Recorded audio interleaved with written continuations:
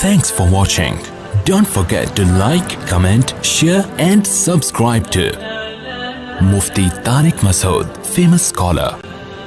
الحمد لله نحمده ونستعينه ونستغفره ونؤمن به ونتوكل عليه ونعوذ بالله من شرور أنفسنا ومن سيئات أعمالنا من يهديه الله فلا مضل له ومن يضلل فلا هادي له ونشهد أن لا إله إلا الله وحده لا شريك له ونشهد أن سيدنا وحبيبنا وشفيعنا وسندنا محمدًا عبده ورسوله صلى الله تعالى عليه وعلى آله وأصحابه وبارك وسلم تسليمًا كثيرًا كثيرًا. أما بعد فأعوذ بالله من الشيطان الرجيم. بسم الله الرحمن الرحيم.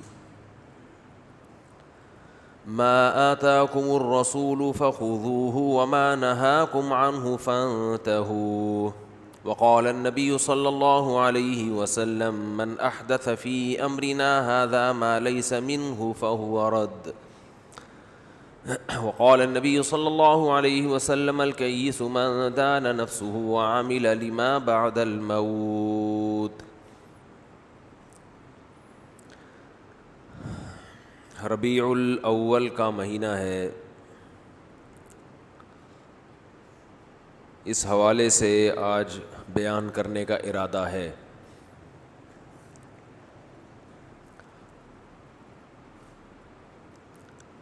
قرآن مجید اگر آپ سمجھ کے پڑھتے ہیں تو آپ کو اندازہ ہوگا کہ اللہ تعالیٰ نے جتنے بھی آسمانی مذاہب نازل کیے آسمان سے اپنے بندوں کی ہدایت کے لیے، وہ تمام مذاہب اللہ کی طرف منسوب تھے، ان میں کوئی کجی نہیں تھی. لیکن ان مذاہب میں تحریف ہوتی چلی گئی، تبدیلیاں ہوتی چلی گئیں، یہاں تک کہ اصل مذہب کا چہرہ مسخ ہو گیا. اور یہ جتنی بھی مذہب میں تحریفیں ہوئی ہیں، تبدیلیاں ہوئی ہیں، یہ غیروں نے نہیں کی، بلکہ اسی مذہب پہ چلنے والے لوگ جو اس مذہب کی طرف منسوب تھے، علم تھا ان کے پاس، انہوں نے اسی مذہب کی عقیدت میں غلو میں تحریف کی ہے.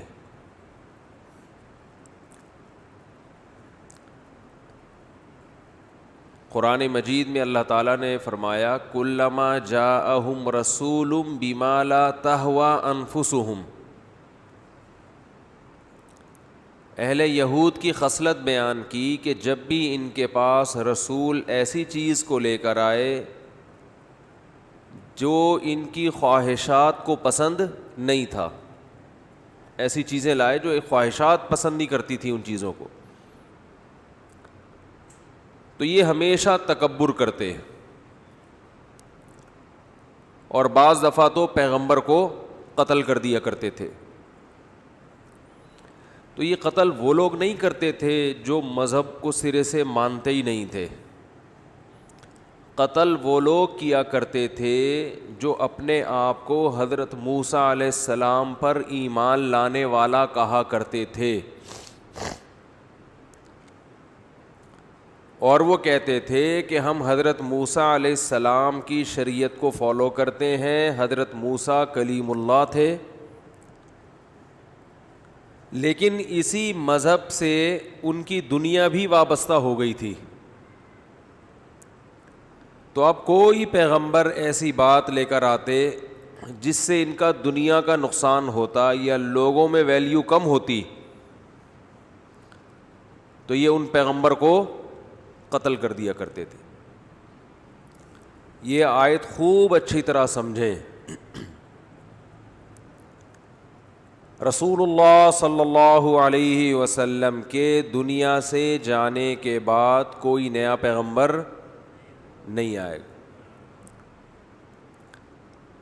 اب پیغمبر کے جانشین اور پیغمبر کے وارث کون ہوں گے؟ بولیں. علماء. کیونکہ رسول اللہ صلی اللہ علیہ وسلم کی صحیح حدیث ہے، آپ نے فرمایا العلماء ورثۃ الانبیاء، علماء پیغمبروں کے وارث ہیں. تو اب علماء پیغمبر کے کیا ہوں گے؟ جانشین. پیغمبر کا جو کام تھا، اصل کام، وہ کون کریں گے؟ علماء. عوام کرے گی علماء کی نگرانی میں. تو اس حدیث میں ایک فضیلت پتہ چلی ہمیں علماء کی، جو بہت بڑی فضیلت ہے. وہ یہ کہ نبی کے جانشین علماء ہوں گے، اور ظاہر ہے وہ غلط نہیں ہو سکتے، ورنہ وہ نبی کے جانشین بنتے نہیں. کیونکہ پیغمبروں کا سلسلہ ختم. اب دین کو قیامت تک جو باقی رکھا جائے گا، تو جب اصل نہیں ہوتا تو اس کے وارث ہوتے ہیں نا. بھائی نائب ہوتا ہے نا، آپ وزیر اعظم جب دورے پہ جائیں گے تو کسی کو نائب بنا کے جائیں گے نا. صدر مملکت دورے پر جائیں گے تو نائب بنا کے. کوئی بھی شخص جب اپنی اصل جگہ سے جاتا ہے تو وہاں کسی کو بٹھا کے جاتا ہے. تو آپ صلی اللہ علیہ وسلم کے دنیا سے جانے کے بعد صحابہ آپ کے وارث بنے، اور صحابہ میں خاص طور پہ وہ جن کو علم اللہ نے دیا تھا، تو لوگ پھر ان سے رجوع کرتے تھے. پھر تابعین، تبع تابعین، اور یہ سلسلہ قیامت تک آج تک چلا آ رہا ہے اور قیامت تک چلتا رہے گا. لیکن دوسری طرف حدیث میں یہ بھی آتا ہے لَتَتَّبِعُنَّ سُنَنَ الَّذِينَ مِن قَبْلِكُمْ، تم سے پہلے جو یہود و نصارہ گزر چکے تم بھی انہی کو فالو کرو گے، حتیٰ کہ ان میں سے اگر کوئی گوہ کے بل میں گھسا ہوگا تو تم بھی گھسنے کی کوشش کرو گے. یعنی مطلب یہ کہ انسان تو گوہ کے بل میں نہیں گھستا نا، یعنی ایسے ان کو فالو کرو گے کہ کسی نے بہت ہی کوئی الٹا کام بھی کیا ہو جو انسان پہ بالکل سوٹ نہیں کرتا، جس کی سرے سے کوئی لاجک بنتی نہیں ہے. بھائی گوہ تو گوہ کے لیے بل ہے نا، وہ انسانوں کے لیے تھوڑی ہے. ارے گوہ بل بناتی ہے اپنے لیے، وہ انسانوں کے رہنے کی جگہ ہے. گوہ کو دیکھ کے آپ اس بل میں نہیں گھسو گے، آپ یہ دیکھو کہ گورا اس میں گھس رہا ہے. گورے کو دیکھ کے آپ اس میں گھسنے کی کوشش کرو گے کہ یہ اس میں گھسا ہے تو یقیناً اس میں کچھ خربوزے بٹ رہے ہوں گے اندر. نہیں بھی بٹ رہے ہوں گے تو بس یہ ایک فیشن ہے، حالانکہ گھس سکتے نہیں ہیں. اس میں ایک مثال دی جا رہی ہے. کیسے پیچھے لکیروں کے فقیر بن کے چلو گے، یہ نہیں دیکھو گے کہ یہ فالو کرنے کی چیز ہے بھی کہ نہیں ہے. ہیئر کٹنگ کہاں سے آ رہی ہے؟ بولو نا. جو آج کل نوجوانوں کے عجیب عجیب سے بال ہیں، یہ فیشن کہاں سے نکلا ہے؟ خواتین کے ادھورے کپڑے سب وہیں سے، تو سب الٹا سیدھا وہیں سے. ویسے کہتے ہیں گورے جو ہے معاملات کے ایک نمبر ہوتے ہیں. چلو یار آپ نے گورے جیسے بال بنا لیے تو معاملات میں ایک نمبر، وہ نہیں. ٹھیک ہے، کہتے ہیں ہمارا اپنا کلچر ہے بھائی، ان کا اپنا کلچر ہے. سارے ہوتے بھی نہیں ایک نمبر، اتنی خوش فہمی میں مبتلا نہ ہوں آپ. قانون ہے نا، قانون بہت سخت ہے. دوسرا وہاں گورنمنٹ نے تربیت کی ہے لوگوں کی. خیر یہ ٹاپک نہیں ہے ابھی، بہت اہم ٹاپک رہ جائے گا پھر. تو نبی صلی اللہ علیہ وسلم نے فرمایا تم ایسے فالو کرو گے کہ اگر ان میں سے گوہ کے بل میں بھی کسی نے گھسنے کی کوشش کی تو تم بھی گھسنے کی کوشش کرو گے. تو دیکھیں اس حدیث سے پتہ چلتا ہے کہ اس امت میں بھی وہ خرابیاں پیدا ہوں گی جو یہود و نصارہ میں تھیں. اور ان میں کیا خرابی تھی جو میں نے ابھی قرآن کی آیت پڑھی, ایک بہت بڑی خرابی, کہ جب بھی رسول کوئی ایسی بات لے کر آئے جس سے ان کی خواہشات پہ زد پڑتی ہو تو یہ رسول کی بات کو فالو نہیں کرتے تھے, مخالفت پہ اتر آتے, یہاں تک کہ بعض دفعہ قتل بھی کر دیا کر دیتے تھے اس رسول کو. تو اس سے پتہ چلتا ہے کہ اس امت میں جو رسول کے جانشین علماء ہیں, جب بھی وہ ایسی بات لے کر آئیں گے جو بہت سے لوگوں کی خواہشات ان کو قبول نہیں کرتی ہوں گی, تو وہ ان علماء کی بات کو رد بھی کریں گے, انہیں قتل کرنے کی کوشش بھی کریں گے.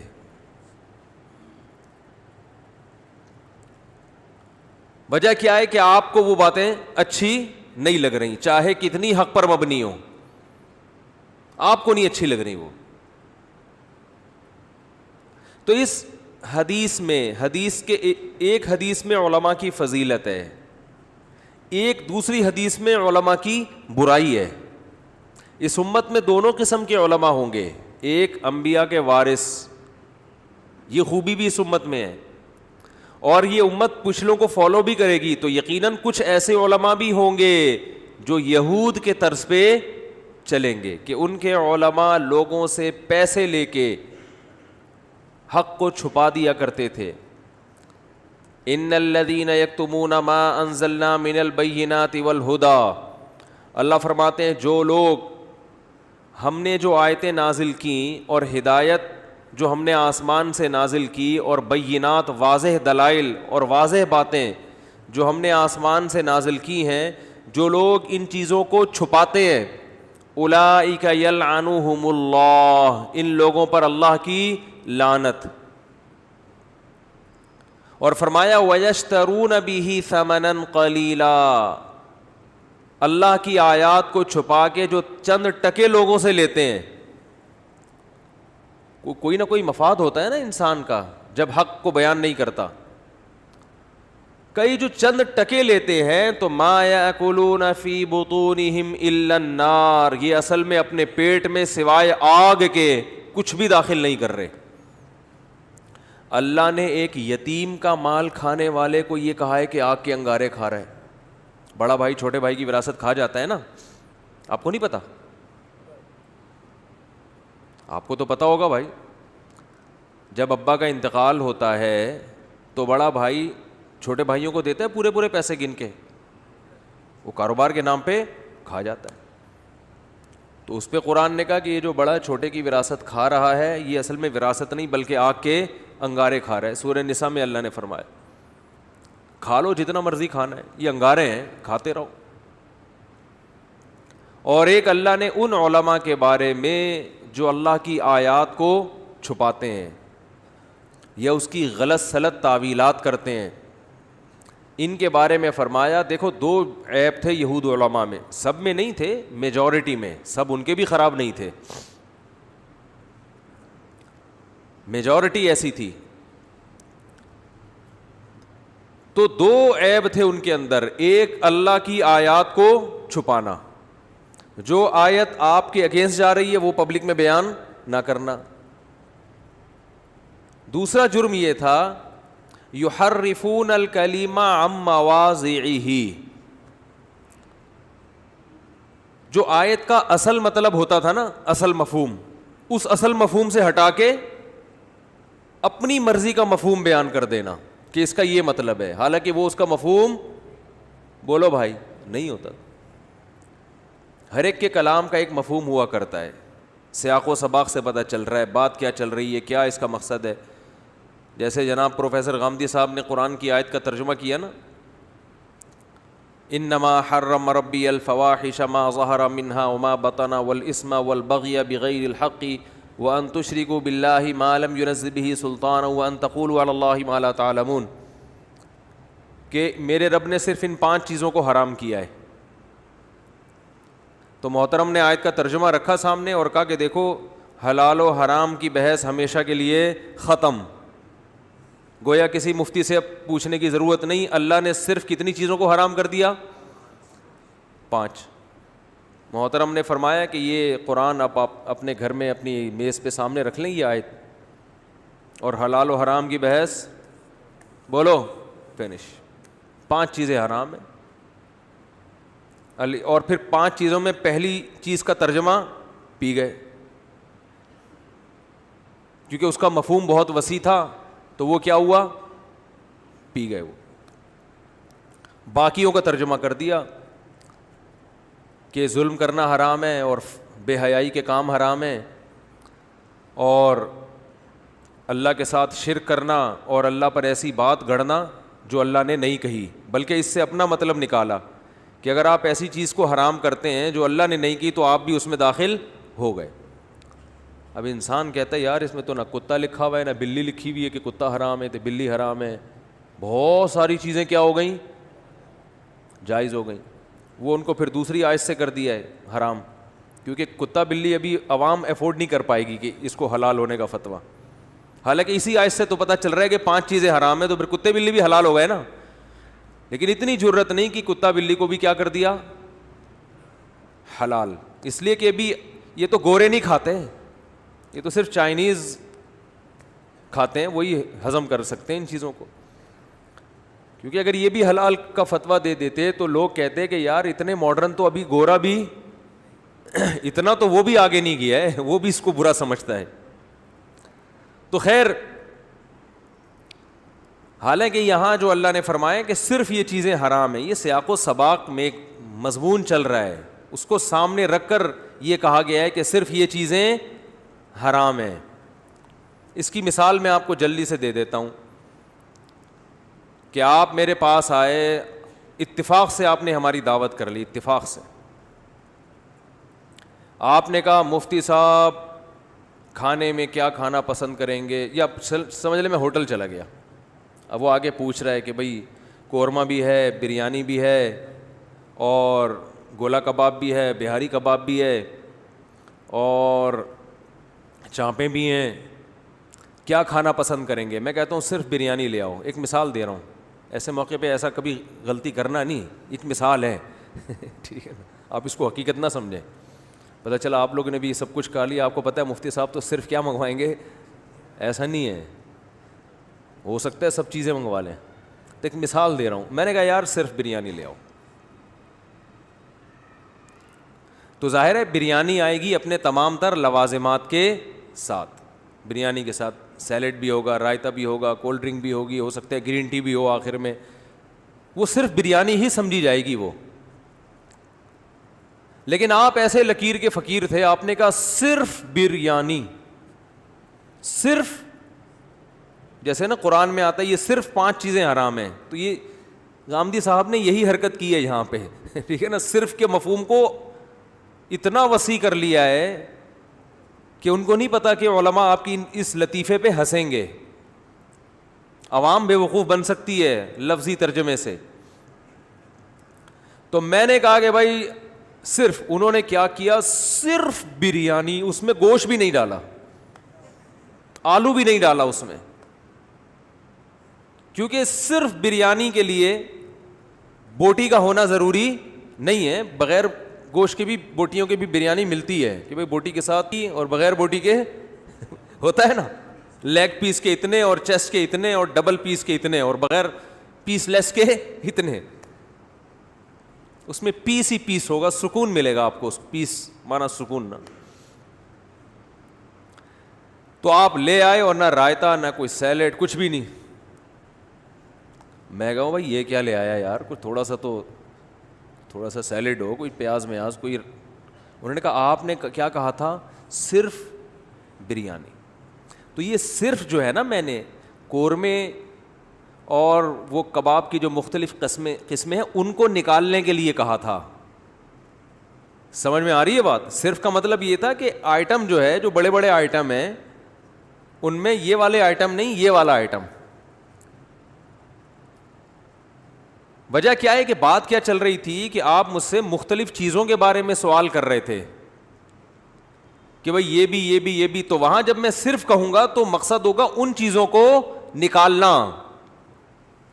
لیکن اگر آپ کے پاس صرف بریانی, آپ نے کہا مفتی صاحب اتفاق سے آج صرف بریانی باقی بچی ہے, تو میں بریانی لے آتا ہوں, سیلیڈ بھی لے آتا ہوں, کولڈ ڈرنک بھی لے آتا ہوں اور رائتا بھی لے آتا ہوں, اس کے لوازمات کے ساتھ بریانی. میں کہتا ہوں نہیں بھائی صرف بریانی لے آؤ. یہاں صرف کا مطلب کیا ہے کہ سیلیڈ رائتے کی ضرورت, بولو نا. یہاں صرف کا مطلب کچھ اور ہے, وہاں صرف کا مطلب کچھ اور تھا. تو قرآن میں بھی یہ صرف کا لفظ انما کا ہوتا ہے صرف کو, ایک ہوتا ہے انا کا معنی تو بے شک, انما صرف اور صرف. تو یہ صرف جو ہے یہ بھی سیاق و سباق کو دیکھ کر اور آیت کے شان نزول کو دیکھ کر اس کا یہ متعین ہوتا ہے کہ یہاں صرف سے کیا مراد ہے.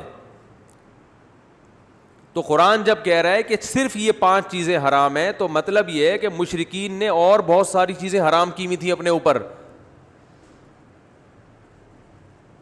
ان چیزوں کو تو مشرکین بھی حرام سمجھتے تھے جن کو اسلام حرام کہتا ہے, کتا بلی اور بہت ساری چیزیں. تو قرآن کہہ رہا ہے جن چیزوں کو تم نے حرام کیا ہے نا, ان میں یہ والی حرام ہے, باقی حرام نہیں ہے, ان میں صرف یہ والی حرام ہے. سمجھ میں آ رہی ہے بات کہ نہیں آ رہی؟ باقی تو تم نے خود اخپل طریقے سے حرام کی ہوئی اپنے اوپر.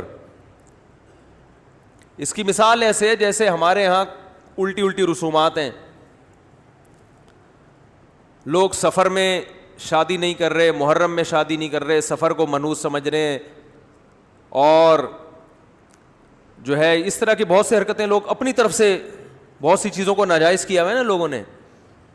تو ہم ایسے موقع پہ ان سے کہتے ہیں کہ بھائی اسلام کو اس سے کیا واسطہ کہ آپ کس مہینے میں نکاح کرتے ہو, کس مہینے میں اب آپ کی ولادت ہوتی ہے. اسلام میں تو صرف یہ حرام ہے کہ لڑکی سے جہیز نہ لیا جائے, بارات کا کھانا غیر شرعی رسم ہے, نکاح کے بعد بیوی کے حقوق ادا نہیں کرتے, یہ بری چیز ہے. صرف یہ چیزیں غلط ہیں. کیا مطلب؟ نکاح کے موقع پہ صرف یہ چیزیں غلط ہیں. نکاح کس دن کس ٹائم ہوگا اس سے اسلام کو کوئی واسطہ نہیں ہے. یعنی ہم یہ بتاتے جو کرنے کے کام ہے وہ کرو نا بھائی. نکاح میں برکت پیدا کرنی ہے تو محرم سفر کو مت دیکھو, جہیز کو دیکھو. کیوں لے رہے ہو؟ لڑکی کے باپ پہ بوجھ کیوں بن رہے ہو؟ بر وقت نکاح کیوں نہیں کر رہے؟ 40 سال میں محرم کے علاوہ بھی نکاح ہوگا نا, تو بھی کوئی برکتوں کی زیادہ امید نہ رکھیں. 40 سال کی عمر میں نکاح کر رہے اور کہہ رہے میں ربیع الاول میں کروں گا کیونکہ محرم سفر میں معاذ اللہ نحوست ہوتی ہے. اب کیا رہ گیا برکت کے لیے؟ تو آپ نے نکاح جلد کرنا ہے. اب دیکھو ایک آدمی نکاح کر نہیں رہا, اب جناب بیچارے کا نکاح کا رشتہ نہیں مل رہا تھا, اس کو رشتہ نہیں مل رہا تھا, اس کی عمر ہو گئی اسی حال میں 40 سال ہو گئی. اب اس کو جا کے رشتہ ملا ہے تو لڑکی والوں نے محرم کی ڈیٹ رکھ دی. تو آپ نے میں اسے کیا کہوں گا کہ بھائی اب محرم کی ڈیٹ رکھی ہے, کر لے. یہ دولہا کہہ رہے نہیں محرم معاذ اللہ منحوس ہے یا سفر معاذ اللہ منحوس ہے, میں ربیع الاول میں کروں گا. تو میں اس سے کیا کہوں گا, بھائی تو اپنی ایج دیکھ. اسلام میں جو برا ہے وہ دیر سے نکاح ہے. تو صرف اسلام دیر سے نکاح کو, جہیز لینے کو, غیر شرعی طریقے سے نکاح کرنے کو, ان چیزوں کو برا سمجھتا ہے. تو یہاں صرف کا مطلب کیا ہوگا کہ کیا مطلب اب باقی جو مرضی کرتے رہو, لوگوں کی جیبیں بھی کاٹتے رہو. تو یہ صرف جو ہے نا, یہ بتانا چاہتا ہوں کہ صرف ہر جگہ صرف کے معنی میں نہیں ہوتا, ہر جگہ اس کا مطلب کچھ اور ہوتا ہے. ایک اور مثال دیتا ہوں, جیسے یہ لوگ حلال کا دروازہ بہت زیادہ کھول دیتے ہیں نا قرآن کی آیتوں کے ترجمے کر کے, اسی طرح بہت سے لوگوں نے عقیدوں میں خرابی پیدا کی کہ اللہ تعالیٰ نے پیغمبروں کو مختار کل بنایا ہے, تمام چیزوں کے اللہ نے ان کو اختیارات دے دیے. تو اس سے بھی یہ استدلال کیا جاتا ہے, دلیل پکڑی جاتی ہے قرآن کی آیتوں سے.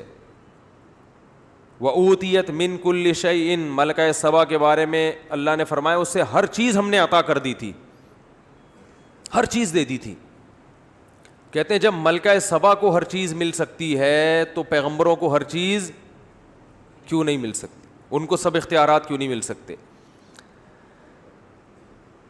ملکہ سبا کے بارے میں جو قرآن کہتے ہیں نا اس کو ہم نے ہر چیز عطا کر دی تھی. تو وہاں ہر چیز سے مراد ہے حکومت کو کامیابی والے طریقے سے چلانے کے لیے جو وسائل چاہیے وہ تمام کے تمام وسائل ان کے پاس موجود تھے, جن کو اسباب کی دنیا میں وسائل سمجھا جاتا ہے.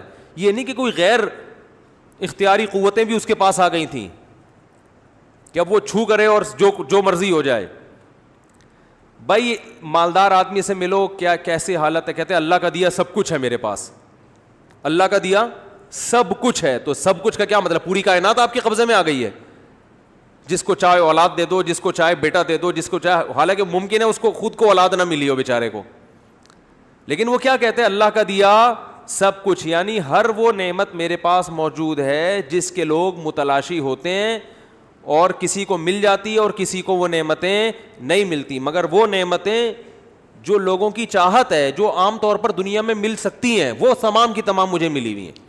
تو سب کچھ کا مطلب, صرف کا مطلب, ہر جگہ سب کچھ نہیں ہوتا, ہر جگہ صرف نہیں ہوتا. جب ہم اللہ کے بارے میں کہتے ہیں کہ اللہ سب کچھ کا مالک ہے, تو یہاں سب کچھ کا مطلب کچھ اور ہے. جب ہم پیغمبر کے بارے میں کہتے ہیں کہ ہر چیز کا علم دے دیا گیا, یہاں ہر چیز اور سب کچھ کا مطلب کچھ اور ہے. بات آ رہی ہے سمجھ میں کہ نہیں آ رہی ہے؟ تو اب میں جلدی سے اصل کو اس کی طرف آتا ہوں. تو میں یہ عرض کر رہا تھا کہ یہود علماء نے بہت سی آیتوں کو چھپایا, ان میں تحریف کی, آیتوں کو چھپایا بھی انہوں نے, اور جو آیتیں لوگوں کے سامنے تھیں ان کو گول مول غلط ملت کر کے لوگوں کے سامنے غلط تشریح بھی کی. اور قرآن کے الفاظ ہیں وَمِنْهُمْ أُمِّيُّونَ لَا يَعْلَمُونَ الْكِتَابَ إِلَّا أَمَانِيَّ, ان میں بہت سے ایسے تھے جو تورات کی صرف ظاہری آیتوں کو جانتے تھے, تلاوت کرنا, تورات کا مفہوم نہیں جانتے تھے. ایسی عوام کو ان علماء کے لیے بے وقوف اور الو بنانا آسان ہو گیا. بات آ رہی ہے سمجھ میں؟ تو وہ تو چونکہ دین ختم ہونے والا تھا, اس کے بعد نیا دین آنا تھا, اس دین کی حفاظت کا اللہ نے وعدہ نہیں کیا, لیکن اسلام قیامت تک اپنی اصل شکل میں محفوظ رہے گا. اگر اس میں تحریف ہوگی تو اس تحریف کا پردہ چاک کرنے والے, اس تحریف کو بتانے والے علماء بھی قیامت تک موجود رہیں گے. تو اب آپ نے یہ دیکھنا ہے کہ کون قرآن و سنت کے نام پر اپنی دکان چلا رہا ہے اور کون قرآن و سنت کی حقیقی تشریح, بولو بھائی, بیان کر. اور بعض دفعہ دکان یہ کہہ کے چلائی جاتی ہے کہ میں لوگوں کی دکانیں بند کرا رہا ہوں, یہ بھی دکان چلانے کا ایک طریقہ ہوتا ہے. جتنے باطل فرقے آئے ہیں نا, لیبل سب کے بہت ہی خوبصورت, کیونکہ ان کے پاس دم تو ہوتا نہیں ہے دلائل کا, تو ان کے لیبل سب سے اچھے ہوتے ہیں. لیبل بہت ہیں. لیبل کا سہارا لے کے, سب سے پہلا لیبل, ہم فرقہ واریت کو مانتے ہی نہیں ہیں, حالانکہ خود ایک نیا فرقہ لانچ کر رہے ہوتے ہیں. یہ ایک نیا فرقہ لا رہے ہوتے ہیں, کہتے ہیں ہمارا کوئی نام نہیں ہے. تو بھائی بے نام فرقے بھی ہوتے ہیں,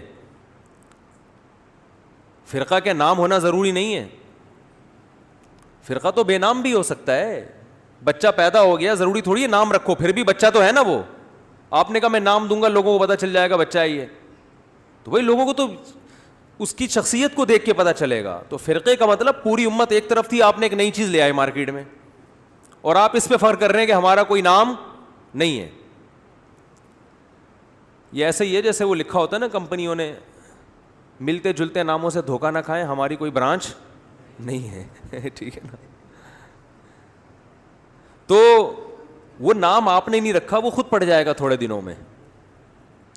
دوسرے, جب ان فرقہ واریت کے خلاف جو لوگ کام کر رہے ہیں اور حقیقت میں فرقہ واریت پھیلا رہے ہوتے ہیں, لڑائیاں جھگڑے اور پتہ نہیں کیا کیا ہو رہا ہوتا ہے, پوری امت سے اعتماد ختم. تو جب ان سے کہا جائے کہ اسلام میں اگر فرقہ واریت نہیں ہے اور آپ کا کوئی فرقہ نہیں ہے, تو حدیث میں تو آتا ہے میری امت 73 فرقوں میں تقسیم ہوگی, جن میں 72 جہنم میں اور ایک جنت میں. تو ایک بھی تو فرقہ ہی ہوگا نا. ارے 73 فرقوں میں تقسیم ہوگی, جن میں 72 جہنم میں جائیں گے اور ایک کہاں جائے گا؟ جنت میں. تو وہ ایک ان 73 میں سے ایک فرقہ ہی تو ہوگا. تو یہاں آ کے ٹھس, ٹھیک ہے نا, ہوا کیا ہو جاتی ہے, باطل کے پاس کوئی دلیل نہیں ہوتی, باطل میں سب سے بڑی مصیبت یہ ہے کہ وہ سامنے بیٹھنے کے لیے تیار بولو بھائی نہیں ہوتا. وہ صرف چیلنج تو کرتا ہے, پھر چیلنج کے مطلب بھی بیان کرتا ہے کہ چیلنج کا یہ مطلب نہیں ہوتا کہ سامنے بیٹھ کے بات کرنا. چیلنج کا مطلب ہے ہم نے جو چیلنج کیا اس کا آپ جواب دیں اسی اسٹائل میں. پھر جب جواب دو تو وہ جواب پی کے کوئی دوسرا چیلنج. تو دوسرا کیا ہوتا ہے باطل کی خاصیت, پہلے تو یہ لیبل لگایا کہ میرا کوئی فرقہ نہیں ہے, حالانکہ دبا کے فرقہ واریت طبیعت سے پھیلا رہا ہوتا ہے. اس کا مقصد اپنی دکان چلانا ہے, لیبل یہ ہوتا ہے کہ میں دوسروں کی دکانیں بند کر رہا ہوں. دوسرا باطل کی علامت یہ ہوتی ہے کہ اس کے پاس نعرے بڑے خوبصورت ہوتے ہیں. دیکھو جب آپ رشتہ لینے کے لیے جاتے ہیں, رشتے کی مثال ایک دم فوراً لوگوں کی سمجھ میں آ جاتی ہے. یہ اس لیے میں مثالیں دیتا ہوں, مقصد یہ نہیں ہوتا کہ آپ ابھی جمعے کے بیان کے بعد رشتہ لینے چلے جائیں کہیں, ٹھیک ہے نا. یہ ایک مثال دیتا ہوں میں. اگر آپ مالدار ہیں پہلے سے تو لڑکی والوں کو بھرم میں لانے کی ضرورت بولو نہیں پڑتی, ٹھیک ہے نا. ممکن ہے آپ سادہ ڈریس پہن کے چلے جاؤ, آپ کو پتہ ہے یار جس کے پاس پیسہ ہوتا ہے اس کو زیادہ شو بازی کی ضرورت نہیں ہوتی. جب لڑکی کے ابا آئیں گے میری شاپ پہ ملاقات کے لیے پتہ چل جائے گا ان کو, تو سادہ ڈریس پہنو گے آپ, سیدھا سادہ جو نارمل ہوتا ہے.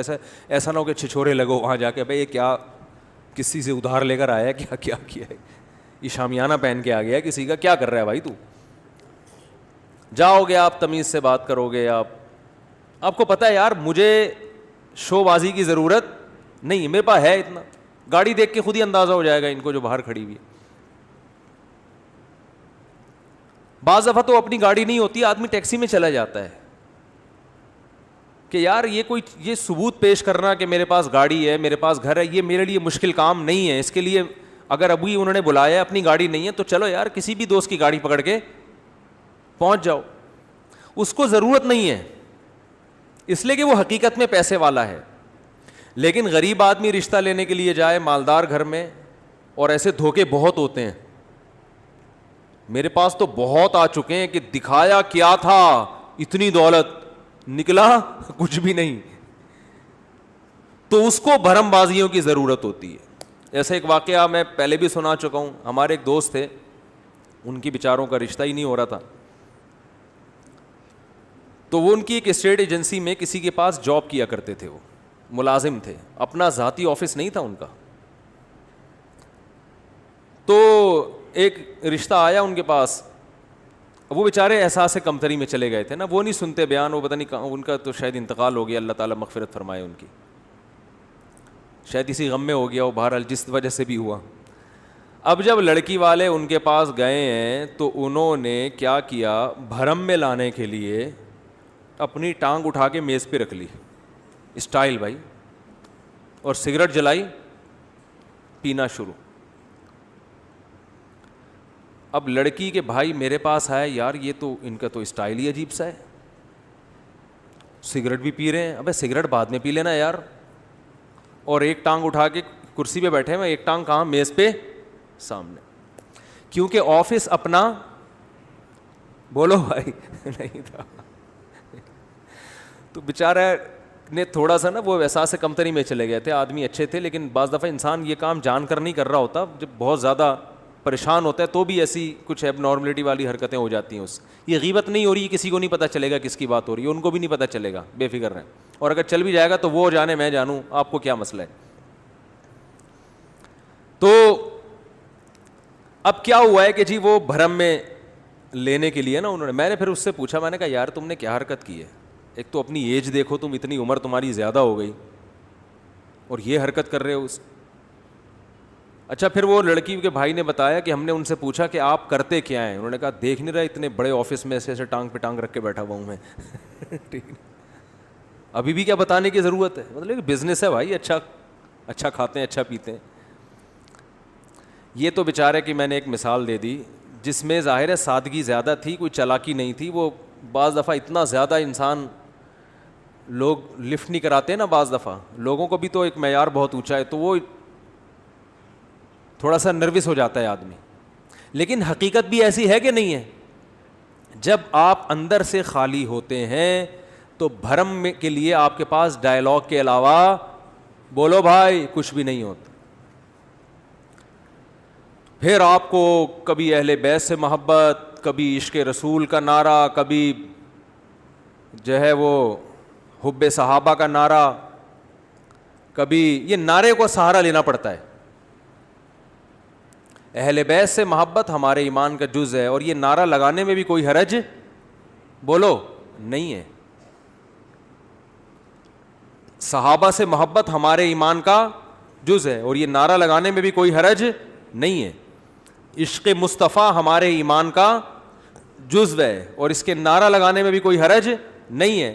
لیکن اگر اس نعرے کے پیچھے, ان تینوں نعروں کے پیچھے مقاصد غلط ہیں, تو اس کا مطلب یہ نعرہ اس لیے لگایا جا رہا ہے کہ آپ اپنے عیبوں پر پردہ ڈالنا چاہتے ہو. اہل بیت سے محبت اہل بیت کی اطاعت کا نام ہے. اطاعت نام کی, حضرت حسین کی پوری داڑھی تھی یا نہیں تھی, مجھے یہ بتاؤ, بولو نا بھائی. کتنے لوگ ہیں حضرت حسین کی محبت میں داڑیاں رکھتے ہیں, اہل بیت کی محبت میں؟ حضرت علی کی داڑھی تھی یا نہیں تھی؟ حضرت علی تکبیر اولیٰ سے نماز چھوڑتے تھے, مجھے یہ بتاؤ, بولو نا کیا ہو گیا؟ حضرت علی رضی اللہ تعالی عنہ تہجد گزار تھے یا نہیں تھے؟ نہ تکبیر اولیٰ کبھی فوت ہوئی الا ماشاء اللہ. حضرت حسین رضی اللہ تعالی عنہ تو کربلا میں بھی جماعت سے نمازیں پڑھ رہے ہیں, کربلا کے میدان میں. آج اہل بیت سے محبت کرنے والوں میں کتنے ہیں جو تکبیر اولیٰ سے نماز پڑھتے ہیں؟ کتنوں کی داڑیاں ہیں؟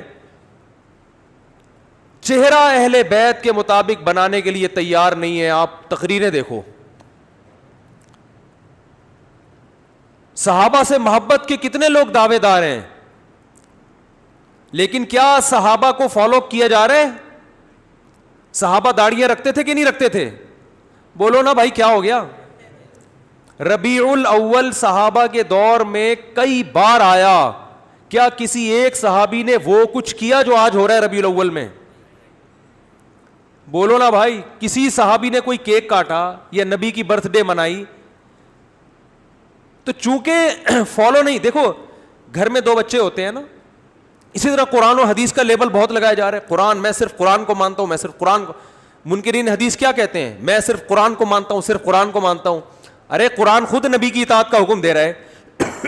اب چونکہ قرآن کی آیتوں کو نہیں مانتے نا, جس میں نبی کی اطاعت کا حکم دیا گیا ہے, تو اب ان کو پتہ ہے مجرم ہے, لہذا وہ یہ نہیں کہیں گے کہ ہم جو ہے وہ حدیث کو نہیں مانتے, ہم جو ہے صحابہ کو نہیں مانتے, وہ یہ نہیں, وہ کہیں گے ہم قرآن کو مانتے ہیں جو اللہ کی آخری کتاب, اور قرآن کے سچے عاشق ہم ہیں. او بھائی آپ اس لیے یہ دعویٰ کر رہے ہو کہ آپ قرآن کو مانتے نہیں ہو. اسی طرح آج بہت سے لوگ ہم صرف قرآن و حدیث کو مانتے ہیں. مقصد ان کا قرآن و حدیث نہیں, فقہا کا انکار ہے کہ قرآن و حدیث کی وہ تشریح جو فقہا نے کی ہے وہ نہیں مانیں گے, جو ہماری کھوپڑی میں آئے گی وہ مانیں گے ہم. لیکن وہ یہ لیبل نہیں لگائیں گے کہ ہم فقہ کو نہیں مانتے. لیبل یہ ہوگا ہم صرف کس کو مانتے ہیں؟ قرآن و حدیث کو. لیبل پہ کام چل رہا ہے مارکیٹ میں ہول سیل کے حساب سے. جس آدمی نے قرآن و سنت کی کوئی بھی بات اپنے پیر و مرشد کے کہنے پہ رد کرنی ہے, وہ بزرگی کا لیبل لگاتا ہے, ہم بزرگوں کو مانتے ہیں. نہیں آ رہی بات؟ ان میں سے زیادہ تر لوگ, سب نہیں, نہ تو قرآن کو مانتے ہیں, نہ قرآن و حدیث کو مانتے ہیں, نہ بزرگوں کو مانتے ہیں, نہ صحابہ کو مانتے ہیں. شاعر نے کیا بہترین بات کی ہے, شرط ایمان مصطفیٰ سے والہانہ پیار ہے. یعنی مصطفیٰ صلی اللہ علیہ وسلم سے جب تک والہانہ پیار نہیں ہوگا ایمان کی شرط مکمل نہیں ہوگی. لیکن اگلے مصرے میں انہوں نے کہا پیار لیکن پیروی ہے, پیروی دشوار ہے. پیار نام دعووں کا نہیں ہے, پیار نام کس کا ہے؟ پیروی کا, فالو کرنا. اور کہا فالو کرنا بہت مشکل ہے.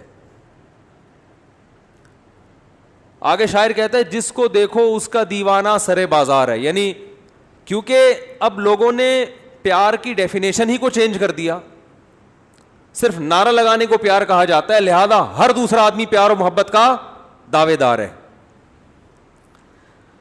سمجھ میں آ رہی ہے بات؟ دیکھو 2 آدمی ہونا, ایک باپ کے 2 بیٹے ہیں, ایک نالائق ہے اور ایک فرما بردار ہے.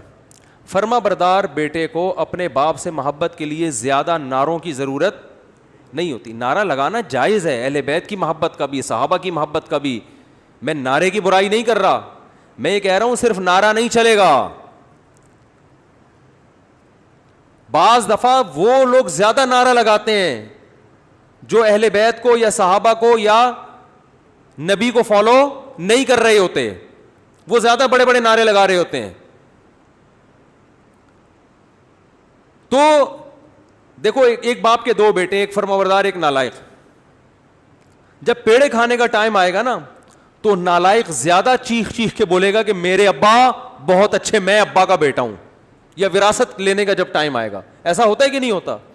وراثت لینے کے لیے نالائق بیٹا سب سے آگے لائن میں لگا ہوا ہوتا ہے, نادرا کہ وہ دکھا رہا ہوتا ہے بے فارم میں, یہ میرے ابا ہیں. تو بھائی یہ زندگی میں بھی تو آپ کے ابا تھے. چلو زندگی میں خدمت نہیں کی, اب آپ اپنے ابا کے لیے کیا کوئی کنواں وقف کرنا چاہتے ہو وراثت لے کے, یا کیا کرنا چاہتے ہو؟ تو آج نعروں پر مدار ہے, نعروں پر. جو زیادہ نعرے نہیں لگاتا, دیکھو جو میت پہ پھوٹ پھوٹ کے رو رہا ہوتا ہے, لوگ کہتے ہیں اس کو بڑی محبت تھی, حالانکہ کمبخت نے ابا کی بیماری میں ایک ڈھیلا بھی خرچ نہیں کیا ہوتا. بعض دفعہ, سب نہیں, بلکہ مارنے والا رو رہا ہوتا ہے سب سے زیادہ. تو جس نے قتل کیا ہوتا ہے نا, جنازے میں سب سے زیادہ, آپ نے دیکھا نہیں ہے کیا؟ ارے ایسے بہت سے واقعات ہیں, جس نے قتل کیا سب سے زیادہ جنازے میں وہی رو رہا ہوتا ہے, تاکہ کسی کو شبہ ہی نہ ہو. اور اسی سے شبہ ہوتا ہے بھئی اتنا کیوں رو رہا ہے, حالانکہ اس کے کچھ لگتے بھی نہیں ہے, یہ اتنا کیوں رو رہا ہے, اس سے شبہ ہوتا ہے. بہت سے لوگوں پہ شبہ ہوا ہے, آپ کو پتہ ہی ہوگا کس کس کی بات ہو رہی ہے. بہت سے لوگ ایسے ہیں جو اتنا روئے ہیں مارنے کے بعد کہ شروع میں تو ہمیں لگا کہ واقعی غم ہوا ہے, پھر ہمیں اندازہ ہوا بھائی یہ مسئلہ, اتنا تو آدمی اپنے باپ کے جنازے میں نہیں رو رہا ہوتا ہے یار. تو یہ ایک طریقہ ہے کہ اپنے جرم کو مٹانے کے لیے. تو میں ربیع الاول کے حوالے سے بات کرتا ہوں میرے بھائی. جیسے یہود و نصارہ میں بہت سے لوگوں نے اپنے جو علماء تھے, انہوں نے جو مذہبی رہنما تھے, مقتدا تھے, تحریف ہمیشہ انہوں نے کی ہے. تحریف غیر نہیں کرتا, اپنے کرتے ہیں, اندر کے لوگ کرتے ہیں. گھر میں لڑائی اندر کے لوگوں سے ہوتی ہے نا, باہر والا تو گھر میں گھستا ہی نہیں, اس کو کیا پتا کیا ہو رہا ہے ان کے گھر میں. تو میں اب ربیع الاول کے حوالے سے کچھ باتیں آپ کی خدمت میں پیش کروں گا,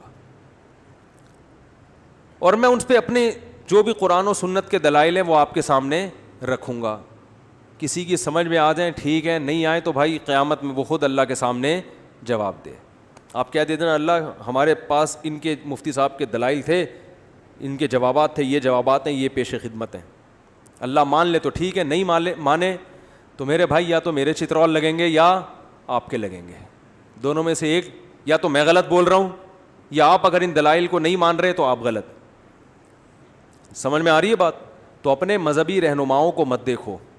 دیکھو ہم جو کہتے ہیں نا کہ قرآن و سنت سمجھو علماء سے, تو آپ کہتے ہیں ایک طرف آپ کہتے ہیں خود نہ سمجھو, علماء سے سمجھو. جب لوگ مولویوں کی پیروی کر رہے ہیں علماء کی, تو آپ کہہ رہے ہیں خود سمجھو. تو قرآن میں دو قسم کے مسائل ہیں.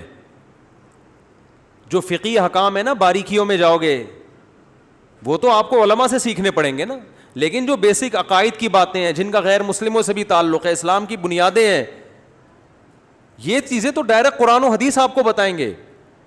فقہی احکام میں جب باریکیوں میں آپ جائیں گے تو پھر اس میں علماء کا اختلاف ہوتا ہے, اس میں بہت لمبی لمبی بحثیں ہوتی ہیں. اس میں قرآن نے ہمیں علماء کو فالو کرنے کا حکم دیا ہے. وہ ابھی چونکہ ٹاپک نہیں ہے لہذا میں ان آیتوں کی طرف نہیں آتا. تو قرآن ہی میں کچھ مقامات پر حکم دیا ہے کہ خود نہیں, کس کو فالو کرنا ہے؟ علماء کو. کچھ آیتیں ایسی ہیں جن میں آپ نے خود سمجھنا ہے, وہ بہت آسان ہے, ان کا مفہوم بہت آسان ہے, وہ علماء پہ نہیں ڈالی گئی ہیں. بلکہ علماء کو ان پہ پرکھا جائے گا کہ یہ اس کے مطابق ہیں یا نہیں. اب دیکھو کوئی عالم نماز کا انکار کر دے کہ 5 نہیں اسلام میں 4 نمازیں ہیں, اب آپ نے عالم کو تھوڑی فالو کرنا ہے, بلکہ آپ نے قرآن و سنت کے سانچے میں اس عالم کو ڈھالنا ہے کہ یہ خود اس سانچے میں پورا نہیں اترتا, کیونکہ 5 نمازیں تو امت کا اجماعی عقیدہ ہے. اب میں آپ سے ایک سوال پوچھتا ہوں, مجھے ایک بات بتاؤ میرے بھائی, ربیع الاول اگر 12 ربیع الاول عید کا دن ہے تو یہ سیلیبریٹ کرنے کا دن ہوا ہے بھائی؟ بولو نا بھائی. جیسے کہ لوگ کرتے ہیں, مبارکبادیں دیتے ہیں, ہم یہ دیکھتے ہیں پہلی دلیل صحابہ کرام میں ایک موضوع من گھڑت روایت بھی نہیں ملتی کہ 12 ربیع الاول یا نبی کی پیدائش کے دن کو کسی صحابی نے سیلیبریٹ کیا ہو. آپ کہہ سکتے ہیں کہ 14 اگست کو بھی تو ہم سیلیبریٹ کرتے ہیں. یاد رکھو 14 اگست کا مذہب سے براہ راست تعلق بولو نہیں ہے, اس کا مذہب سے تعلق نہیں ہے, جبکہ نبی کا دن منانے کا تعلق کس سے ہے؟ مذہب سے. اس کے لیے مذہب سے ثبوت چاہیے.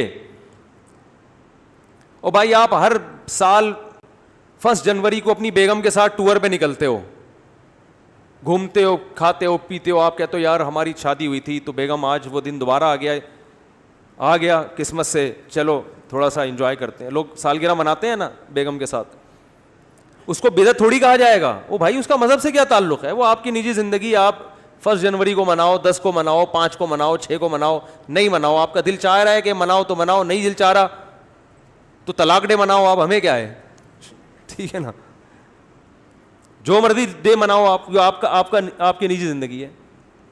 دن منانے پر گورنمنٹ کی طرف سے بھی کوئی پابندی نہیں, اللہ کی طرف سے بھی کوئی پابندی نہیں. برتھ ڈے کی ہم مخالفت اس لیے کرتے ہیں کہ ہے یہ حماقت کہ آپ کی زندگی میں 1 سال کم ہو گیا, آپ خوشی منا رہے ہو. حماقت کا فتویٰ لگا رہے ہیں, بدعت کا فتویٰ نہیں لگاتے برتھ ڈے پر. ارے بعض کام بذات خود صحیح ہوتے ہیں, لیکن وہ جس جذبے سے کیے جا رہے ہوتے ہیں وہ جذبہ کا تکی نہیں بنتا نا وہاں پہ, اس لیے کہا جاتا ہے غلط رسم ہے. تو برتھ ڈے تو بالکل ہی کامن سینس کے خلاف ہے. شادی بیاہ میں یہ ہوتا ہے کہ آپ کی فار ایگزامپل 1 جنوری کو شادی ہوئی, دوبارہ وہ آ گئی تو بھی کھوپڑی میں آنے والی چیز تو یہ بھی نہیں ہے سال ہو گیا تو کیا ہو گیا, کون سا تمیز سے گزرا ہے جو آپ جو ہے نا منا رہے ہو. لیکن اگر کوئی منا رہے نہیں جی بیگم آج ہم اچھا کھائیں گے, آج ہم جائیں گے گھومنے پھرنے, تو چلو یار آپ کی بیگم ہے, آپ دونوں لائف کو انجوائے کرو, ہم کیوں کباب میں ہڈی بنے بھائی.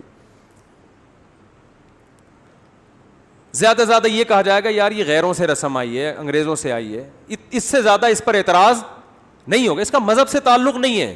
برتھ ڈے پر تو 2 اعتراض ہوں گے نا, ایک تو غیروں سے آئی, دوسرا کہ یار آپ کی موت کے قریب ہو گئے اور آپ کیک کاٹ رہے ہو کہ میں 52 سال کا ہو گیا. 52 سال کے نہیں, آپ کی زندگی میں 52 سال اور کم ہو گئے ہیں, ٹھیک ہے نا. تو ابھی عبرت کا ٹائم تک کیک کھانے کا, کیک کھا کے اپنی عمر اور کم کر رہے ہو.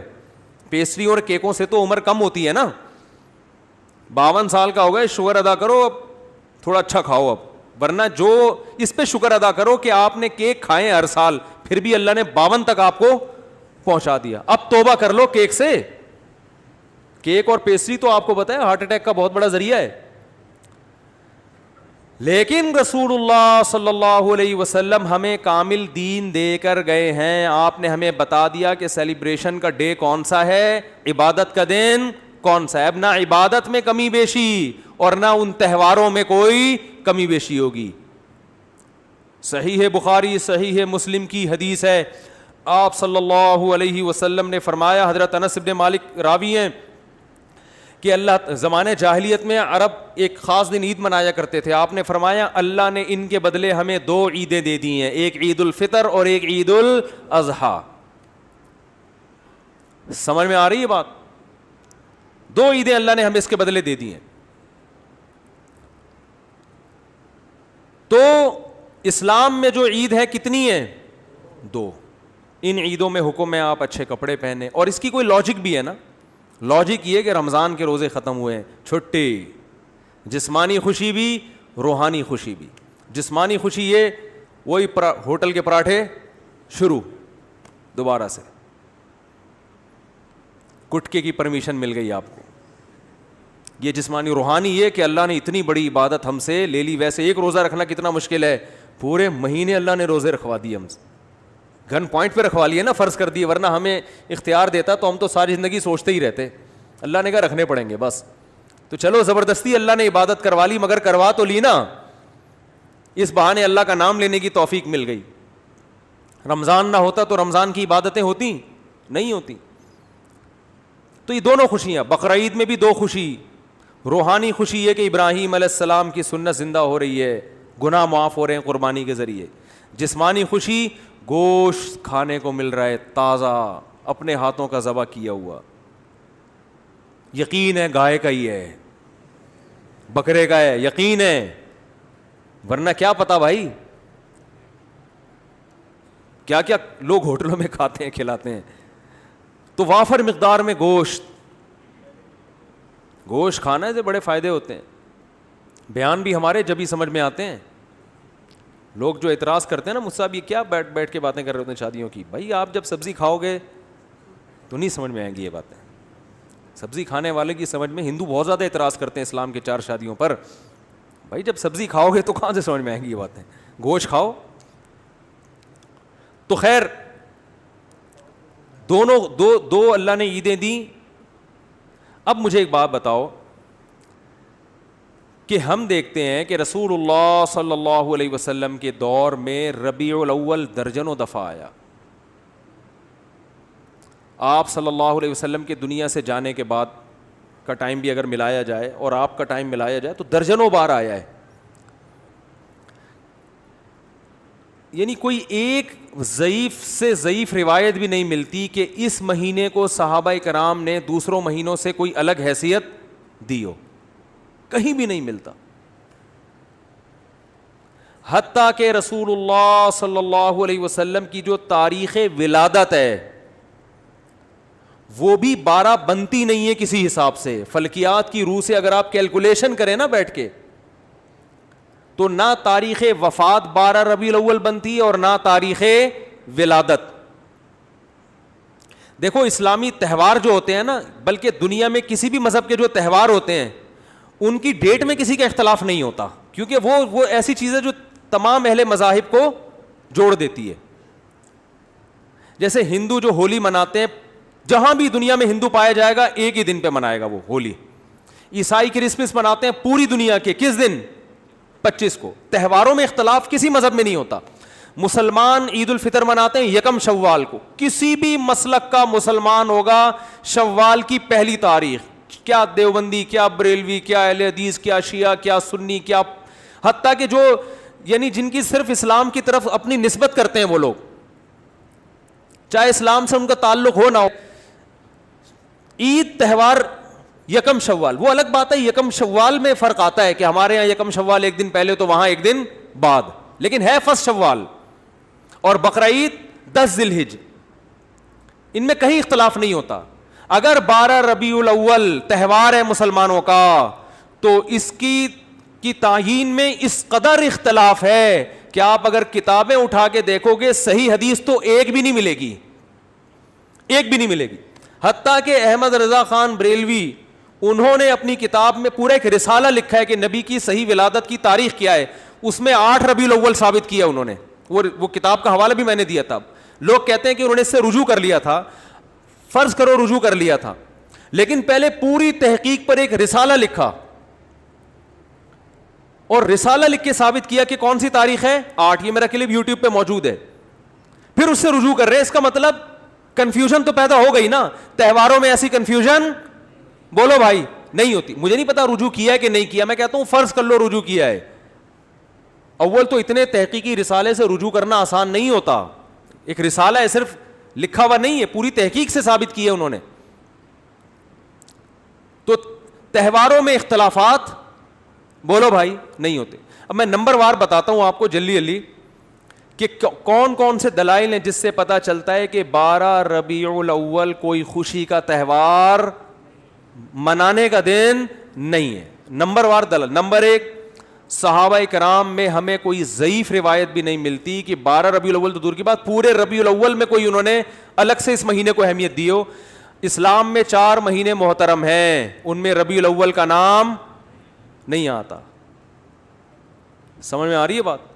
اشہر حرم ہے نا 4 مہینے محترم, ان میں ربیع الاول بولو بھائی نہیں ہے. حالانکہ نبی صلی اللہ علیہ وسلم اگر اس مہینے کو الگ سے اہمیت دیتے تو آپ صلی اللہ علیہ وسلم ان 4 محترم مہینوں میں جن میں قتال ناجائز تھا ان میں ربیع الاول کو سب سے پہلے رکھتے آپ.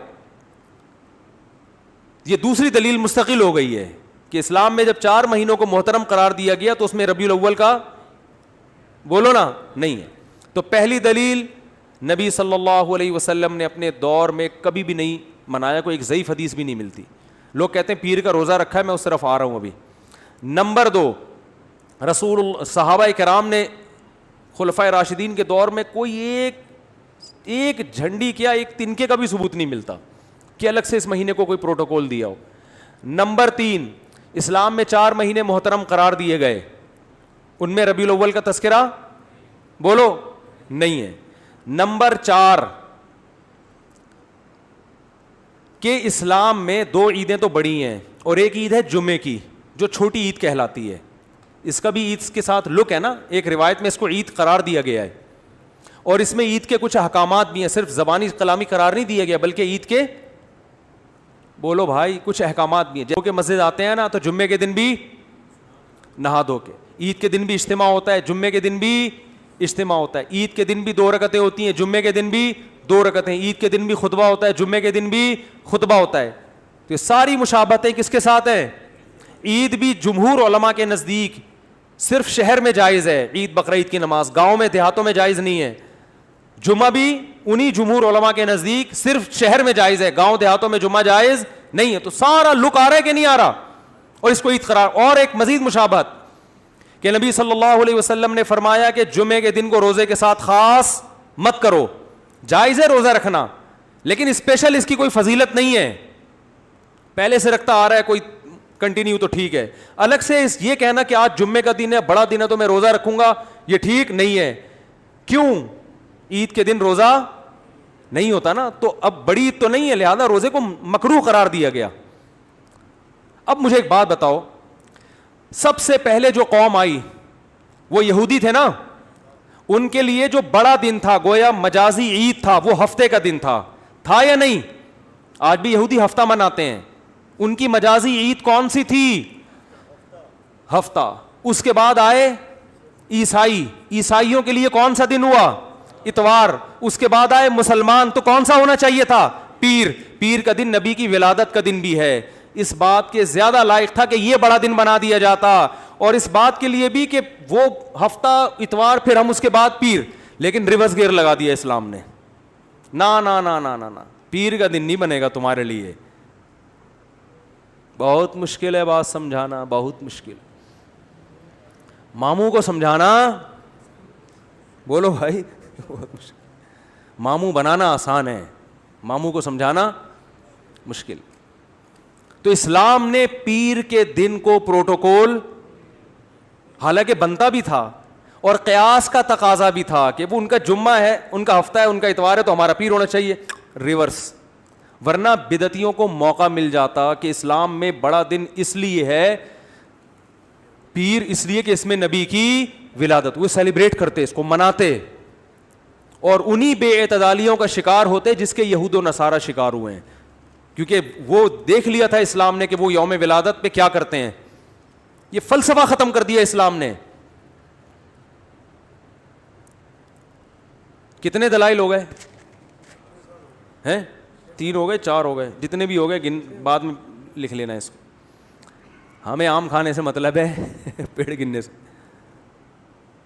بعض لوگ کہتے ہیں رسول اللہ صلی اللہ علیہ وسلم نے بھی اپنا یوم ولادت منایا ہے, اور آپ صلی اللہ علیہ وسلم پیر اور جمعرات کا روزہ رکھتے تھے. کسی نے پوچھا آپ پیر کا روزہ کیوں رکھتے ہیں؟ آپ نے فرمایا میرا یوم ولادت ہے. پہلی بات یہ کہ اس سے تو پیر کا دن منانا ثابت ہوا, 12 ربیع الاول کا روزہ تو پھر بھی ثابت نہیں ہوتا نا. 12 تاریخ کو تو آپ نے کہیں بھی نہیں ملتا, بلکہ اسی حدیث سے اگر آپ دلیل پکڑتے ہیں تو اسی حدیث سے تو ثابت ہوتا ہے کہ پھر پیر کو مناؤ. 12 ربیع الاول کو پھر بھی منانا ثابت نہیں ہوتا, کہیں بھی نہیں ہے کہ 12 تاریخ کو نبی نے روزہ رکھا ہو. دوسری بات کہ پیر کو آپ صلی اللہ علیہ وسلم نے روزہ رکھا تو اس میں آپ نے اس کے تہوار ہونے کی اور نفی کر دی ہے, کیونکہ روزہ اور تہوار جمع نہیں ہوتے. روزہ رکھ کے آپ نے بتا دیا کہ اس دن کو سیلیبریٹ کرنے کا کہ تصور کو میں جڑ سے ختم کر رہا ہوں. عید الفطر کے دن روزہ ہوتا ہے. دیکھو پیر کا دن اس بات کے بھی امکان تھا کہ تہوار بھی ہو سکتا ہے اور نہیں بھی ہو سکتا. ہمیں دوسرے دلائل سے پتہ چلا کہ یہ تہوار نہیں ہے, لیکن نبی صلی اللہ علیہ وسلم نے ان دلائل پر مہر لگا دی روزہ رکھ کے. کیا کر دیا بھائی؟ مہر لگا دی کہ اس میں سیلیبریشن کا جو تصور ہے نا وہ کھرچ کے ختم کر دیا جائے. کسی بھی دن کو روزہ رکھ کے منایا نہیں جا سکتا. خوشیاں ہمیشہ کھا پی کے منائی جاتی ہیں, بھوکا رہ کے نہیں منائی جاتی. کھانے پینے کے دن ہوتے ہیں خوشی کے دن. میں اس کی بہت سی مثالیں دیتا ہوں. آپ کا بیٹا پاس ہو گیا اچھے نمبروں سے, اتفاق سے, کراچی میں ہے تو ظاہر ہے پھروں سے پاس ہوا ہوگا, لیکن اس سے غرض نہیں, پاس ہو گیا, اچھے نمبر آ گئے اس کے. لوگ کہتے ہیں بہت خوشی ہوئی جی آپ کا بیٹا پاس ہو گیا, کچھ مٹھائی تو ہونی چاہیے.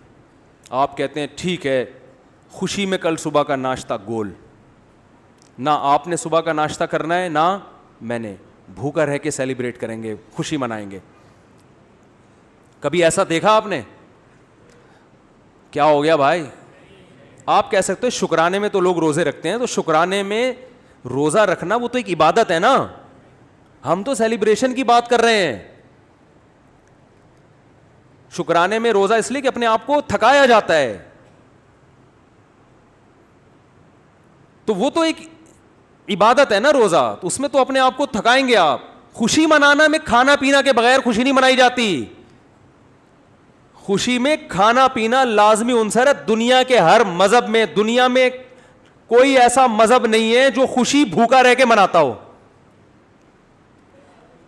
دیکھو نبی صلی اللہ علیہ وسلم نے فرمایا للصائم فرحتان, روزے دار کے لیے دو خوشیاں ہیں, فرحتیں ہیں. ایک جب جنت میں اجر ملے گا, اور ایک جب افطاری کے لیے بیٹھتا ہے وہ. تو روزے دار کو بھی خوشی روزہ رکھ کے نہیں ہوتی, روزہ کھا کے ہوتی ہے. تو کیا مطلب؟ نبی نے بتایا کہ صبح سے شام تک جو تم خوشی لیس زندگی تم نے گزاری ہے نا روزے کی حالت میں, اس میں خوشی بالکل بھی نہیں تھی, فرحت نہیں تھی. تو دو فرحتیں تمہیں ملیں گی, ایک دنیا سے جانے کے بعد اور ایک دنیا میں. جو دنیا میں جو روزے کی فرحت ہے وہ روزے کے دوران نہیں ملے گی, وہ جب پکوڑے کھانے کے لیے افطاری میں بیٹھو گے, پھوڑو گے طبیعت سے. وہ بھوک میں آپ کو پکوڑوں کا مزہ کتنا ٹائٹ ہے کہ نہیں ہے. پکوڑے کے خلاف جتنی مرضی تقریریں کرو, لیکن روزہ رکھ کے جو پکوڑا اور چٹنی کا مزہ ہے نا وہ کسی چیز میں نہیں. تو نبی نے کیا فرمایا روزے دار کے لیے؟ مشہور حدیث ہے, روزے دار کے لیے دو خوشیاں. تو یہ نہیں فرمایا روزے دار صبح سے لے کر مغرب تک بہت خوشی خوشی زندگی گزار رہا ہوتا ہے, ایک دم ٹینشن میں آ جاتا ہے دسترخوان دیکھ. تو روزے دار کو بھی خوشی کس وقت ملتی ہے بھائی؟ جب وہ کھانے کے لیے دسترخوان پہ بیٹھتے. انسانی نیچر ہے, بھوکا رہ کے خوشی نہیں ہوتی. میں جس دن روزہ رکھ کے یہاں بیٹھتا ہوں نا بیان کرنے, تو مجھ سے نہیں ہو رہا ہوتا, عجیب سب پھیکا پھیکا منہ, غصہ آ رہا ہوتا ہے مجھے لگتا ہے کہ پھر میں کہتا ہوں یار جس دن بیان ہو اس دن روزہ نہ رکھے آدمی, اس کی سزا پھر عوام بھگتتی ہے. تو روزے میں ہوتا ہے انسان نہیں, ٹینشن ہوتی ہے تھوڑی سی اس کو, وہ راحت نہیں ہوتی, نہ چہرے پہ نہ خوشی ہوتی ہے, تو ٹینشن ہے نا, تبھی تو عبادت ہے. تو آپ کی جناب شادی ہوئی, لوگ کہہ رہے ہیں ماشاء اللہ ماشاء اللہ بھائی مبارک ہو, کچھ تو ہو جائے. تو آپ خوشی میں ولیمہ کھلاتے ہو, کیونکہ نبی نے بھی کیا کیا تھا؟ کھانا کھلایا تھا. روزہ رکھ کے نکاح کو سیلیبریٹ نہیں کیا. آپ نے یہ نہیں کہا کہ آج میرا نکاح ہوا ہے تو میرا بھی کل روزہ اور تمام صحابہ کا کل روزہ, ایسا نہیں. صحابہ عرض کرتے یا رسول اللہ آپ کا نکاح ہوا ہے, روزے تو ہم رکھتے ہیں لیکن یہ تو روزے کا موقع نہیں, یہ تو خوشی کا موقع ہے, اس میں تو کھانا کھلانا ہے. یہاں تک کہ نبی نے سفر میں نکاح کیا تو سفر میں آپ کے پاس ولیمے کے اسباب نہیں تھے, تو آپ نے صحابہ سے فرمایا, رخصتی ہوئی, اگلے دن آپ نے صحابہ سے فرمایا کہ جس کے پاس کوئی کھانے کی اچھی چیز ہے دسترخوان پہ لے آؤ, سب مل کے کھائیں گے. تو اپنے خرچے پہ بھی کھلانا ضروری نہیں ہے ولیمے میں. اگر نہیں ہے بھائی ابھی سفر میں ہے, کوئی بات نہیں یار, تھوڑا سا اللہ گلا ہو جائے گا, آؤ سب بیٹھ کے ایک دسترخوان پہ کھاتے ہیں, اس کا اپنا مزہ ہے نا. تو نبی نے ہمیشہ خوشی منائی ہے کھانا کھا کے, روزہ رکھ کے خوشی نہیں دنیا کے کسی مذہب میں نہیں منائی جاتی. تو پیر کے دن آپ صلی اللہ علیہ وسلم نے روزہ رکھ کے اپنے یوم ولادت میں سیلیبریشن کے اور سیلیبریٹ کرنے کے کانسیپٹ کو ہمیشہ کے لیے جڑ سے ختم کر دیا. اب جو نبی کا سچا عاشق ہوگا وہ ربیع الاول کو خوشیاں نہیں منائے گا, بہت زیادہ کچھ کرے گا تو روزہ رکھ لے گا. ہم تو کہتے ہیں اس کے لیے بھی ثبوت چاہیے روزہ رکھنے کے لیے بھی, لیکن اگر آپ کوئی قیاس کر کے ادھر ادھر سے نکالتے بھی ہو تو زیادہ سے زیادہ روزہ مل جائے گا. دیکھو خوش ہونا الگ چیز ہے, خوشی منانا الگ چیز ہے. ربیع الاول میں خوش ہونے پر پابندی نہیں ہے. اگر کوئی اس لحاظ سے ربیع الاول کا مہینہ سوچ کے خوش ہوتا ہے کہ اس میں نبی کی ولادت ہوئی تھی, اس کو مناسبت ہے, تو خوش ہونے پر گورنمنٹ کی طرف سے بھی کوئی پابندی نہیں اور اللہ کی طرف سے بھی کوئی پابندی نہیں ہے. خوشی تو کسی بھی بات پہ ہو سکتی ہے نا. ربیع الاول سے محبت بھی ہو سکتی ہے کہ یار اس مہینے میں نبی پیدا ہوئے تو مجھے اس میں محبت ہے, کوئی پابندی نہیں, بلکہ عین نبی سے محبت کا تقاضا ہے. اس محبت کو منانا, بات آ رہی ہے سمجھ میں, منانا الگ چیز ہے. خوش ہونے پر آپ ہو خوش, کوئی مسئلہ نہیں ہے. ہمارے حضرت فرماتے جب بھی ربیع الاول کا مہینہ آتا ہے میرے دل میں ایک عجیب سی ایک محبت پیدا ہوتی ہے اس مہینے سے. اور علماء کی یہ مزاج ہے یار, نبی سے بھائی نبی کی طرف جو چیز بھی منسوب ہوگی اس سے محبت ہوگی کہ نہیں ہوگی؟ یقیناً ہوگی. ہم جاتے ہیں مدینہ منورہ, رسول اللہ صلی اللہ علیہ وسلم کا حجرہ یہاں تھا مدینہ میں, دیکھ کے خوشی ہوتی ہے نا, ایک محبت کے جذبات ابھرتے ہیں, یار نبی کی نسبت ہے, یہاں حجرہ تھا امی عائشہ کا, یہاں یہ امی عائشہ کا حجرہ, یہ نبی صلی اللہ علیہ وسلم کے بیٹھنے کی جگہ, یہ امامت کی جگہ, دیکھ کے ایک ایمان تازہ ہوتا ہے. لیکن کرنا کچھ نہیں ہے وہاں, کیونکہ کچھ کرنے کے لیے ثبوت کی ضرورت ہے. وہاں کرنا کچھ نہیں ہے, زیارت کر کے خوش ہونا ہے, اللہ سے دعا مانگنی ہے کہ اللہ ہمیں نبی سے اور محبت نصیب فرما. کرنا کچھ نہیں ہے, کرنا جہاں جہاں جو کچھ ہے وہ نبی نے بولو بھائی بتا دیا کہ یہاں یہ کرنا ہے, یہاں یہ کرنا ہے. طواف کی جگہ کہاں ہے, اعتکاف کی جگہ کہاں ہے, صفا مروہ کی سعی کہاں ہوگی, رمی کہاں ہوگی, قربانی کہاں ہوگی, یہ سب چیزیں نبی نے بتا دی ہیں. اب آپ کو کب مینا میں قربانی ہوتی ہے نا, آپ جوش میں آئے کہ یار مجھے تو نبی کی جگہ سے اتنی محبت, جہاں آپ کا حجرہ تھا میں فرط محبت میں دیوانہ ہو گیا, میں قربانی وہاں کروں گا نبی کی یاد. کوئی کر سکتا ہے؟ سعودی گورنمنٹ پکڑ کے فوراً جیل میں ڈال دے گی. او بھائی قربانی نبی نے بھی کہاں کی ہے, مینا میں کی ہے, دم بھی مینا میں دینا پڑے گا, حرم میں, حدود حرم میں. تو ہر چیز کی لوکیشن, جگہ جہاں کیا کیا کرنا ہے وہ نبی نے بتا دیا ہمیں. اخپل طریقے سے نہیں چلنے کی اجازت آپ کو. ایک تھوڑی سی دلیل اور رہ گئی, یہ ٹاپک بہت اہم ہے نا, اس کو مکمل ہونے دیں میرا خیال. یہ تھا اس پہ کہ نبی نے روزہ رکھ کے بتا دیا کہ اس کو سیلیبریٹ کرنے کا کوئی تصور بولو بھائی نہیں ہے. ایک اور دلائل تو ایسے بہت ہیں, بس وقت ختم ہو رہا ہے تو ایک آخری دلیل لے کے پتلی گلی سے نکلتے ہیں. اسلام میں جتنے تہوار ہیں وہ دن کی روشنی میں ہیں, راتوں کو بولو بھائی نہیں. رات کو تہوار منانا یہ یہود و نصارہ کا کلچر ہے. رات کو اسلام نے تہوار نہیں رکھے. شب برات بھی اسلام میں اسی وجہ سے نہیں ہے. جو 15 شعبان ہے نا اس کی رات میں عبادت ہے, تہوار نہیں ہے. سمجھ رہے ہو, راتیں عبادت کے لیے, تہواروں کے لیے نہیں ہے, سونے کے لیے اور عبادت کے لیے. عیسائی کرسمس کب مناتے ہیں؟ رات کو. ہندو دن میں ہولی مناتے ہیں, مگر ان کی جو رسومات کا بہت زیادہ حصہ رات کے وقت بھی ادا ہوتا ہے. رات کو اسلام نے تہوار اس لیے نہیں رکھے کہ رات میں انسان کی توجہ گناہوں کی طرف جانے کا خطرہ زیادہ ہوتا ہے. اور شاعر اسلام دن کی روشنی میں ادا کیے جاتے ہیں, شاعر اسلام, کیونکہ وہ اسلام کی ایک معرفت کا ذریعہ ہیں. تو اس زمانے میں تو لوگ راتوں کو سو جایا کرتے تھے نا, جبکہ ربیع الاول دن میں زیادہ منایا جاتا ہے یا رات میں؟ رات میں, کیونکہ چراغاں کرنا ہے اور چراغاں دن میں ہوتا ہی نہیں. تو اسلام میں جتنے تہوار ہیں کب ہیں؟ دن کی روشنی میں. تو پتہ چلا اسلام کے تہواروں میں چراغاں ہے ہی نہیں. صحیح ہے نا, کیونکہ دن میں تو لائٹیں نظر نہیں آئیں گی. اب مجبور ہیں رات کو ربیع الاول منانے پر, کیونکہ چراغاں کب ہوتا ہے؟ رات. اور رات کو اسلام میں تہوار, ارے بول لو نا, نہیں ہوتا. اسلامی تہوار دن میں ہوتے ہیں, رات سونے کے لیے اور عبادت کے لیے. چھپ کے اللہ اللہ کرو بیٹھ کے بس گھر میں, پتلی گلی سے نکل لو. تو یہ بھی خود ایک اس بات کی دلیل ہے کہ یہ تہوار جس طریقے سے منایا جا رہا ہے وہ اسلام کے مزاج کے بھی کیا ہے, بالکل اپوزٹ ہے. بالکل اگینسٹ ہے. اسلام کا مزاج بھی اس کو قبول نہیں کرتا. تو اللہ کرے یہ باتیں سمجھ میں آ جائیں اور سنت کو فالو کرنا شروع کر دیں. باقی نبی کی یاد میں نعتیں پڑھنا بہت اچھی بات ہے, اس سے کون منع کرتا ہے.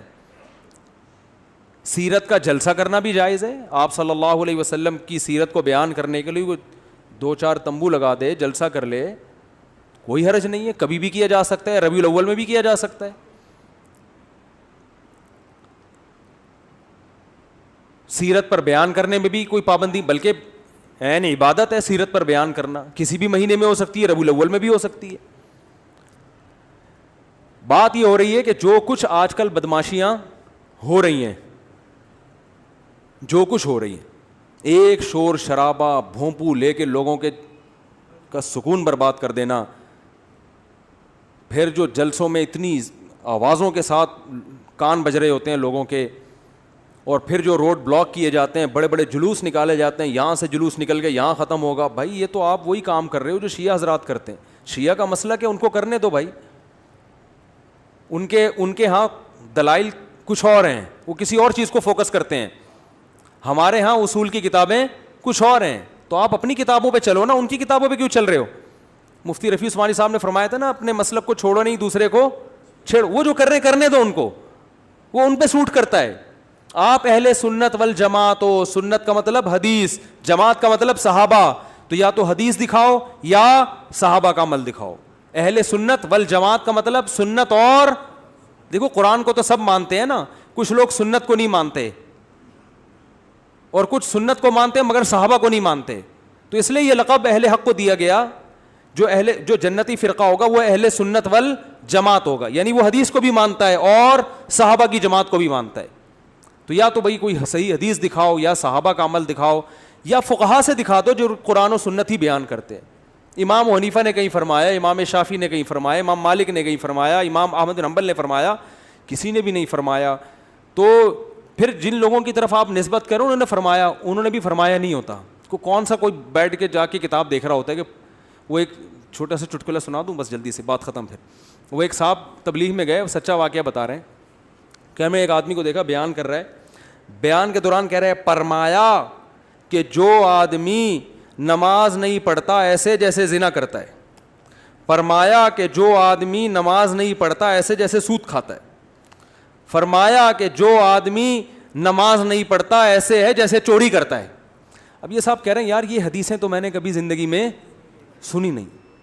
فرمایا یہ بھی فرمایا, نبی نے کیا کیا یہ تو پہلی دفعہ سن رہا ہوں, اور کسی عالم سے نہیں عامی آدمی سے. کہہ رہے میں نے اس کو پکڑ لیا. میں نے کہا یار یہ کس نے فرمایا؟ کہہ رہے ہم نے فرمایا. کس نے فرمایا؟ وہ پھر بھی نیک آدمی تھا, اس نے نبی کی طرف نسبت نہیں کی, صرف فرمایا بولا, پھر بھی نیک تھا. ہمارے ہاں تو بزرگوں کی طرف جھوٹی نسبت, حدیث کی طرف جھوٹی نسبت. تو وہی حال ہے میرے بھائی, ایک جھوٹ کا پلندہ ہے جو ہول سیل کے حساب سے. ایک اور دلیل ذہن میں آئی ہے بیٹھے بیٹھے کہ جو بھی مسلمانوں کی کسی بھی قوم کے تہوار ہوتے ہیں نا, ان میں ایک بہت بڑی دلیل یہ ہوتی ہے کہ پوری قوم مناتی ہے. وہ کیا کرتی ہے؟ پوری قوم مناتی ہے. جیسے 25 دسمبر کو چاہے کتنا بھی لبرل عیسائی ہوگا نا, وہ بھی چھٹی لے کے چلا جائے گا, وہ بھی کچھ نہ کچھ منائے گا, چاہے وہ مذہب کو بالکل نہیں مانتا. جیسے ہمارے ہاں عید الفطر میں چاہے مذہب کو نہیں بھی ماننے والے پھر بھی عید کو منا ہی لیتے ہیں نا. دیکھو فنکار اداکار کتنا عید مناتے ہیں, حالانکہ مذہب میں عام طور پہ یہ پیچھے ہوتے ہیں. تو سب کسی نہ کسی درجے میں عید منا لیتے ہیں. یار انگلی کٹا کے شہیدوں میں نام لکھوا لو, یہ تو آج ہمارا مشترکہ تہوار ہے, بقرعید بھی عید بھی. لیکن ربیع الاول جس طرح سے منائی جاتی ہے, 12 ربیع الاول, آپ کو ایک گلی پہلے تو ملکوں میں دیکھ لو. ایک منٹ رفیع بھائی, آج تھوڑا سا فارم میں آیا وہ, آپ ملکوں کو دیکھ لو. یہ دلائل پھر کٹ کے پھر مزہ نہیں آئے گا نا, ابھی جو جس ٹون میں چل رہا ہوں یہ پھر کمپلیٹ ہو جائے گا موضوع. دلائل آتے رہیں گے, بس یہ دلیل ہٹ کے میں ہٹ جاتا ہوں یہ دلیل بیان کر کے. دیکھو پہلے تو ملکوں کو دیکھ لو. سعودی عرب میں جہاں سے اسلام شروع ہوا وہاں نہیں منائی جاتی, پورے ملک میں پتہ ہی نہیں کسی کو. دبئی میں بھی اب صرف چھٹی کی گئی ہے, ورنہ 1400 سال سے کوئی چھٹی وٹی نہیں ہوتی تھی. اب جا کے گورنمنٹ نے سنا ہے کچھ 12 لوگوں کو چھٹی کا قانون پاس کی, تو ظاہر ہے جو 1400 سال سے چلا رہا تھا وہ صحیح تھا نا, اب تھوڑی صحیح ہوگا. ایک آدمی نے مجھے کہا سوڈان میں بھی 3 طلاقوں کو ایک کہنے کا قانون پاس ہو گیا ہے. میں نے کہا سوڈان میں اسلام صدیوں پہلے آیا تھا, 1200 سال پہلے. 1200 سال سے تو تین تھیں, اب جا کے کیا ہو رہی ہیں ایک. یا تو وہ صحیح تھا یا یہ صحیح ہے.